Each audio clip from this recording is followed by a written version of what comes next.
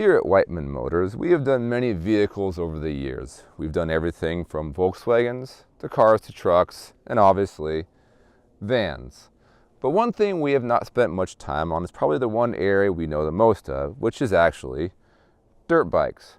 Matter of fact, on the original Whiteman Motors logo, you may have seen the saying, "What bike now?" And that is because for many years we've ridden, bought, sold lots and lots of dirt bikes. And so today's video is all about what to look for when buying a used dirt bike.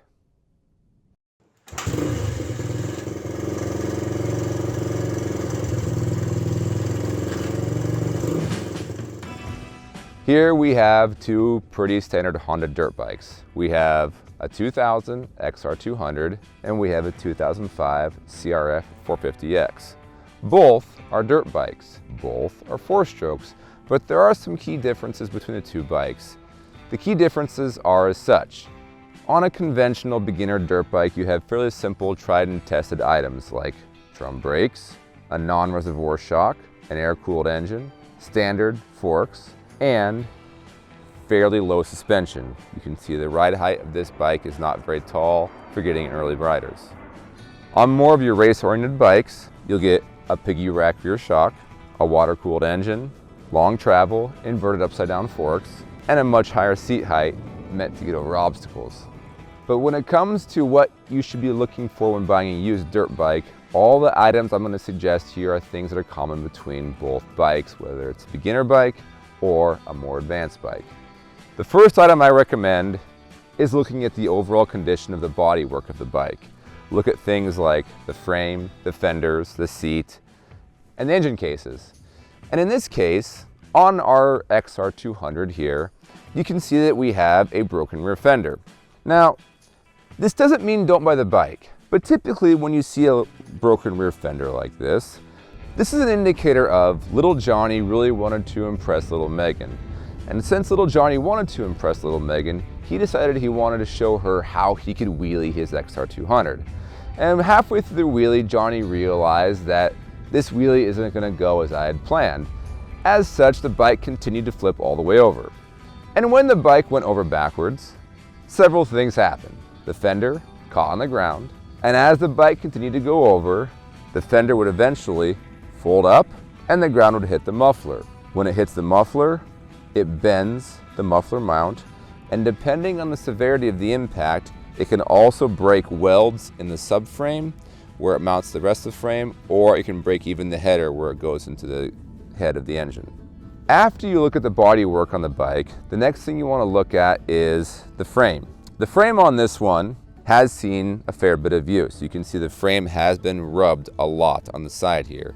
This is due to when people are riding it, they rub their boot and their pants on the frame, causing the paint to get worn off and causing additional wear on the case here. Now what this means, this doesn't mean you shouldn't buy the bike. This means be aware that with this amount of wear on the frame, the bike has been ridden, and it's been ridden a fair amount. And if you can find a bike with minimal wear on the frame here, it means it hasn't been ridden that much, or it's been ridden in areas where it hasn't gone through a lot of use. The last thing regarding the bodywork that I look for on a bike is the condition of the seat cover. This is the original seat cover that came on the bike. It has started to lose its elasticity over time.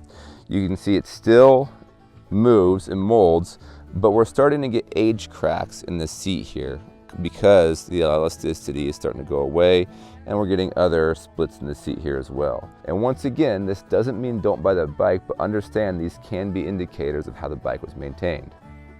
The second thing you want to look for when buying a used dirt bike is bearings, chains, and sprockets.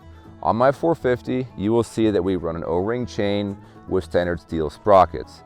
Steel sprockets have a longer life, but they are a little bit heavier. Also take note of the sprocket teeth. They should be uniform on both sides of each tooth, and they should not have any hooking or cupping or wear in the teeth. If they are, it means you will have to replace the chain sprockets soon after buying the bike. The chain should have minimal side movement, and it should have minimal, about 1.5 inches up and down movement. The 200 has a standard non-O-ring chain. It has a lot more play than it should, but it also has a lot of side-to-side play. This means that this chain in the 200 is getting towards the end of its life because it should not have that much play top to bottom or side to side. After you've checked the chain and sprockets, continue around to the back of the bike to check the bearings for your swing arm and your linkage. You do this by picking the rear wheel up and lifting the rear wheel like this. There should not be any play or any clicking when you lift the rear wheel up and down.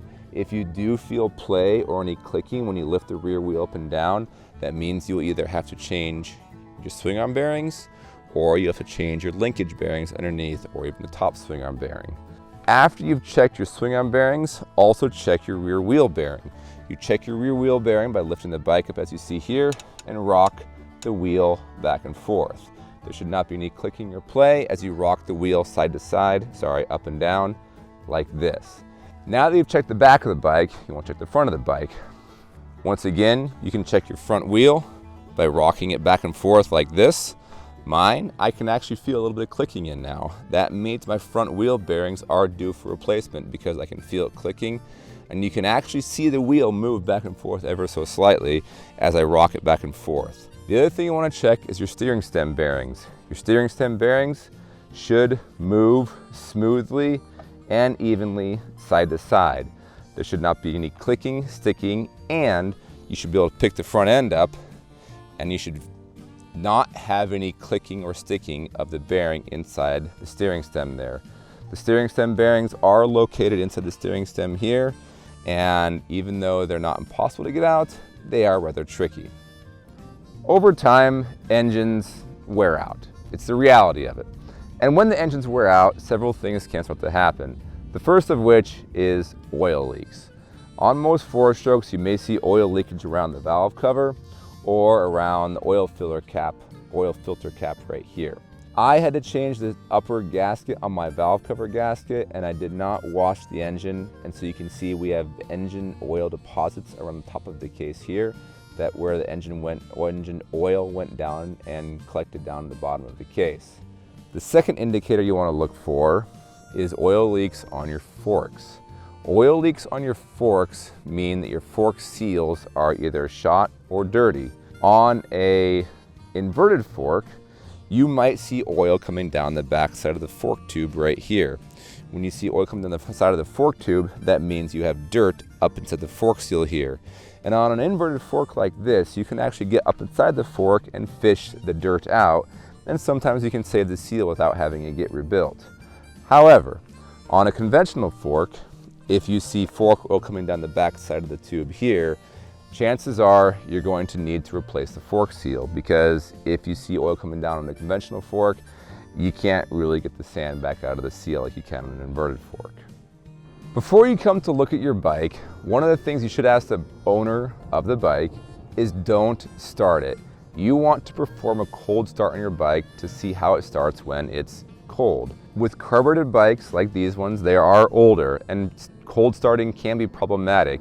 And the reason why you want to check on cold starting is because if the carburetor has had ethanol fuel run through it, if it hasn't run non-ethanol fuel, then chances are you may get deposits of water in the bottom of your carburetor from having run fuel with ethanol in it. So the cold start is a really good indicator to determine what kind of fuel has been run through your bike and how the carburetor has been maintained over time. Once the bike is running, you then want to do a ride test. And you always want to do a ride test because I remember years ago, I went to go look at a Honda TRX 300, and everything about the quad looked awesome. The quad ran great, it sounded great, but then I went to go take it for a ride. Shift through first gear, second gear, everything was going great. Then I hit third gear, and third gear's gone, like it just doesn't exist. The bike would rev, I'd click the fourth gear, and it would go fine, but third gear was non-existent. I brought it back to the owner, and I said, how come third gear's missing? And the guy goes, what do you mean? And so the guy goes, takes it out, and he goes, I have no idea what happened. He said, this is my son's quad. He had no idea third gear was missing. Now, whether he's telling the truth or not, I'll never know, but regardless, third gear is missing. And if a gear is missing in the transmission, that's no small feat in a dirt bike, because to fix a transmission in the dirt bike, you got to pull off the entire head and cylinder until you can get to the case so you can split the cases apart. And that's no small feat. So always take your bike for a ride test, or have a friend that knows bikes a little bit, take it for a ride test to see how the carburation feels, see how the clutch feels, see how the transmission feels, because that'll be a good indicator of how the bike will actually be treating you when you go to buy it. Everything that I've said here today on both bikes are items to consider when buying your bike, because you have to realize that if there's these things wrong with your bike, the last thing you want to have happen is you get stuck out in the middle of nowhere and you have to tow your bike home, or even worse, you have to have your friend tow you home. These are items that should be addressed before you go out to ride, but these are also negotiating points when you go to buy your bike, because depending on what the guy's asking for the bike will help dictate what you want to pay for it, depending upon how much you know about the bike before you come in and see it. So make sure you come in knowing what to look for, because this will help ensure that when you buy your bike, you won't spend a bunch of money, it'll last a long time, and you can keep riding it for a long time. Stay tuned for more.